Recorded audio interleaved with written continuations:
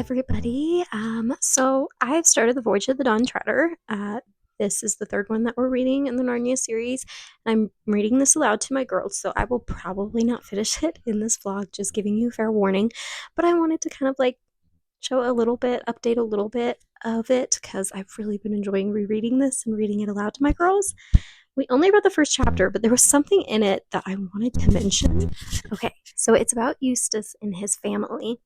And it's on the very first page of chapter 1. It says they were vegetarians, non-smokers, and teetotalers, and wore a special kind of underclothes.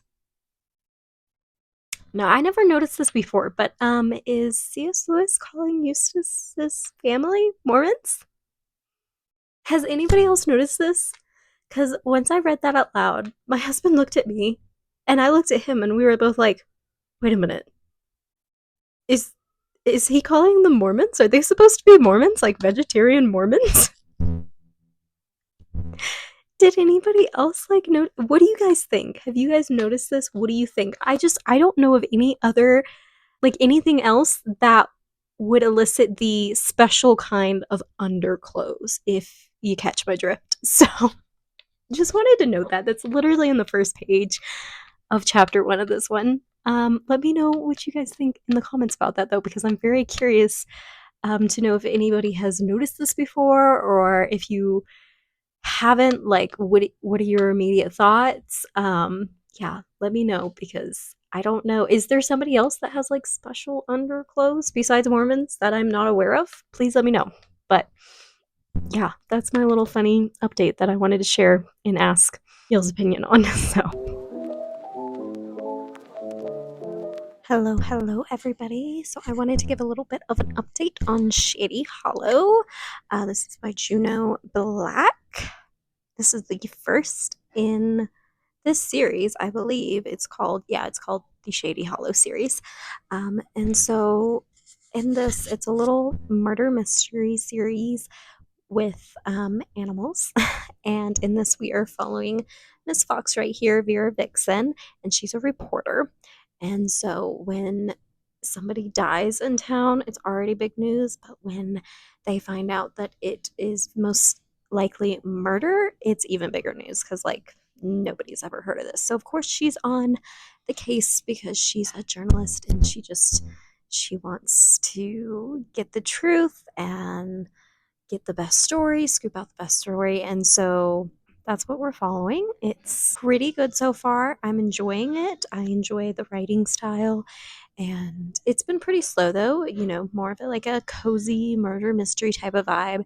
Nothing too graphic so far. They did, kind of give the description of like finding the body and everything. That wasn't too much for me, honestly, but I'm also not very sensitive to that type of stuff to begin with. So I guess a fair warning there, but I do have a friend who's a little bit more sensitive than me, and she still enjoyed this book also. So I am at chapter 12, page 84 so far. So enjoying it, and yeah, we'll see how it goes from here. We're still meeting characters, and we're still trying to figure out something.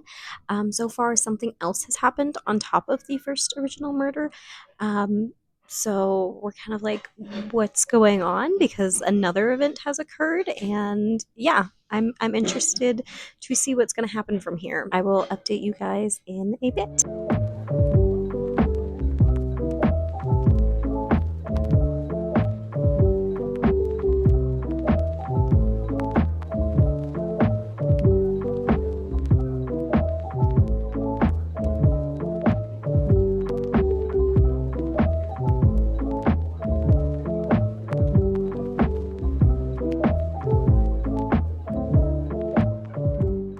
Hello guys, so I finished Shady Hollow by Juno Black today. Yay! This was honestly a really cute murder mystery book, and I enjoyed it. I think I'm settling on a 4-star for this one. There was nothing in particular that like blew me away, but I did enjoy the writing style. I enjoyed the setting. and the story, the characters, like I enjoyed it all. There was nothing that like was off-putting to me at all. There was just nothing that like really stood out and like gripped me over everything. But like it was a quick and easy read. I was engrossed the whole time. So, I would recommend this first book. If you're looking for something like that, I am interested to read the second one. There was a cute little like kind of wink at a possible romance in the future series. So I also enjoyed that. I thought that was cute. And I won't say who because it doesn't like become prevalent until over halfway through the book, I think. So, but yeah, I enjoyed my time and I'm glad that we got this first book done. That's another one off my physical TBR too. So that's exciting. Let's go on to the next book of this video.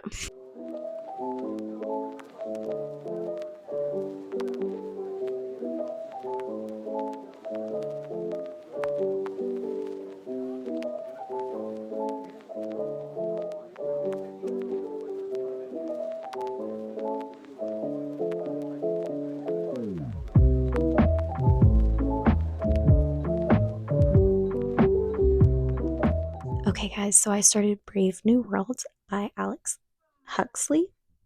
Not Alex. Oh my gosh. Aldous Huxley? I have no idea how you say this name. Does anybody know how you say his name? Anyway, this is a classic. I have been so excited to read this classic for like 2 years now, and I'm just now getting to it.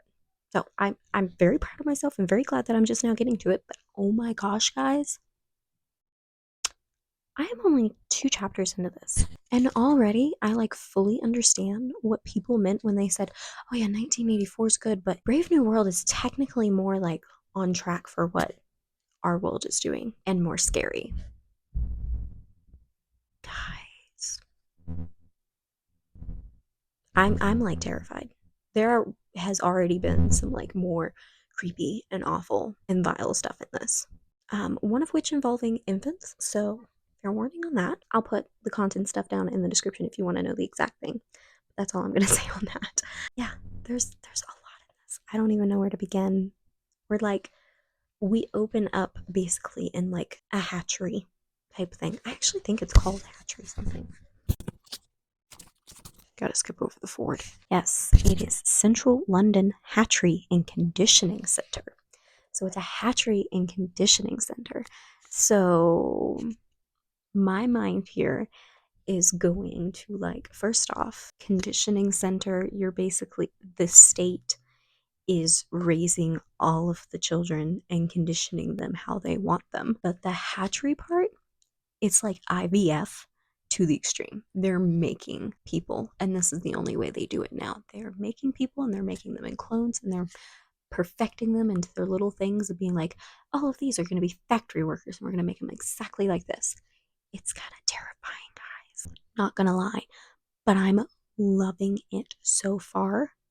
I kind of like stuff like this, very political, very much like makes you think, kind of scares you, kind of creepy, like very dystopian. I love stuff like this. So I don't know, maybe we'll get another 5-star this month. That would be awesome.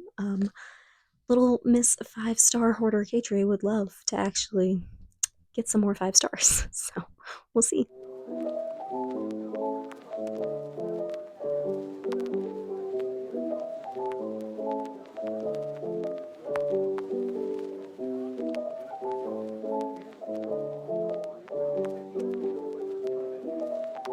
Brave New World, guys. Brave New World. What to say? I'm about 120 pages in, which means I have about 50-ish pages left. So I'm very close to finishing this one up. And I just don't even know what to say about this. And I also feel like so many things that I could say would be spoilers. So I'm going to say this. I'm going to say this is a very disturbing book. Like, really disturbing. Even their language of how they talk about things is so disturbing and like icky sometimes because they will. Okay, so when you think of, oh, well, they're talking about in a book, like, oh, they're talking about like casual sex or something, they're not going into detail. Well, for this, they don't use the words in the same way that we would. Instead, they say that they're going to have her tonight. And that's just like such a disturbing way of saying it. It's just so icky. And I have not been filming too overly much of me reading this either. And I apologize for that. I was sitting here and I was like, I kind of wish I had been, because my husband has literally like laughed at me like 3 or 4 times during this book, because he's been like, oh, that is a face, because I have been making some like yuck, disturbing, creeped out, grossed out faces. But yeah, I'm enjoying it nonetheless. It sounds weird to say you're like enjoying for a book like this, but I like the dystopian and the kind of creepy whatever. I don't so much like the like weird, disturbing sexual stuff of the society and everything, but definitely a cautionary tale. There's a lot of things that are very similar, and you can kind of see like, oh, this is what kind of like an idea of this is what could happen if you go too far on this, if you keep trying to play God on this and trying to do this and that. Like, it's really creepy and a good cautionary tale so far. So I'm very interested to see how this is going to end out, though. So I will definitely hit you guys back when I finish it up, and we'll see how the ending goes and what I end up landing on. I'll be honest with you, even though I really like it, I don't know if it's going to land on a 5 star just because of all the disturbing language that there is in it. But yeah. Hi guys, so I just finished Brave New World by Aldous Huxley, a classic sci-fi dystopian type novel, very much a cautionary tale, and I enjoyed it. I'm going to land on 4 stars for this one.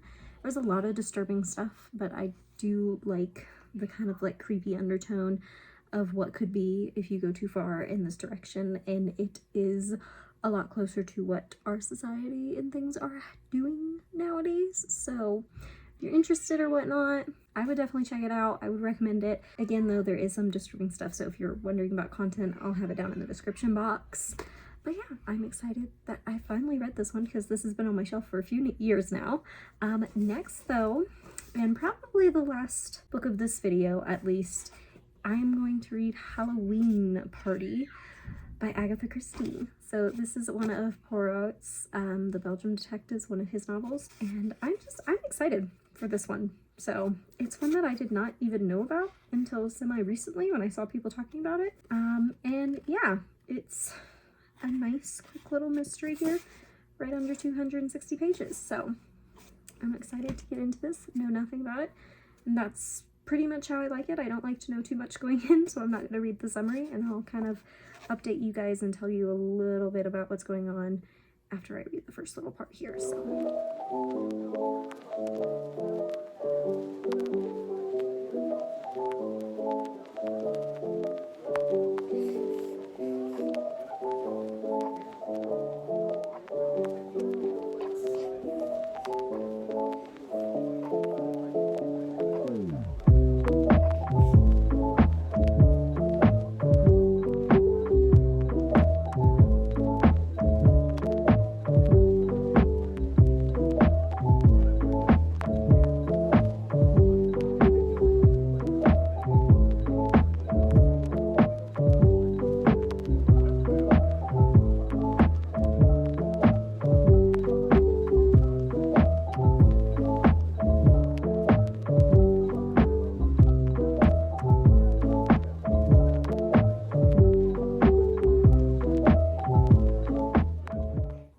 hello guys. So I finished Hallowe'en Party by Agatha Christie.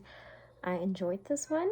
I did guess part of who done it, so it didn't have me too surprised, this one. I think I'm gonna just settle on a 3.5 stars. It's a decently good one. It didn't give me quite as many like fall vibes as I thought it would, because it was entitled Hallowe'en Party. It was a little bit different. It was a kid's Halloween party, and that just kind of set up the scene and happened at the beginning, so it just didn't really come back to that a whole lot throughout the story, so that was a little bit sad, but not too bad. 3.5, and we've finished off the last book of this vlog. As you guys saw, I showed a little bit of boxes and stuff sprawled out across our house. We are in the process of moving again. Hopefully, we are still waiting for some confirmation of stuff, but a lot of things got flip-flopped on us last minute while my husband's been on baby leave, so just prayers that everything will come together and we will be able to move and be into our new place before Thanksgiving so that we can actually have Thanksgiving with family. So ask for prayers on that. But besides that, guys, thank you so much for coming along to just this small cozy fall reading vlog. I wanted to kind of do some like fall activities and stuff like that with my fall reading vlogs this year, but as you can tell, because we're moving and new baby, it has been really hard to actually try to go out and do much of anything in that aspect. So we've basically been spending most of our free time organizing, giving stuff away, and packing. So yeah, I apologize about that, but I hope you guys have still enjoyed this vlog, and I will see you in my next one. Thanks for being here, guys. Bye, guys.